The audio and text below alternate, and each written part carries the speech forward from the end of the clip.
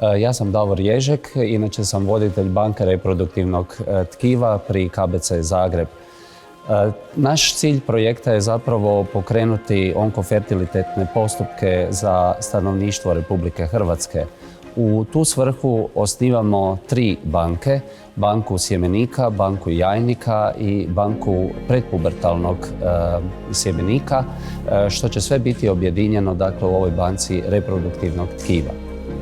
Ono što je važno to je da se zapravo omogući mladim ljudima koji imaju, nažalost, neoplazme ili zloćudne tumore da pohrane prije gonadotoksične terapije, dakle terapije koja oštećuje jajnike i sjemenike, to tkivo kako bi došlo do očuvanja oplodnog potencijala.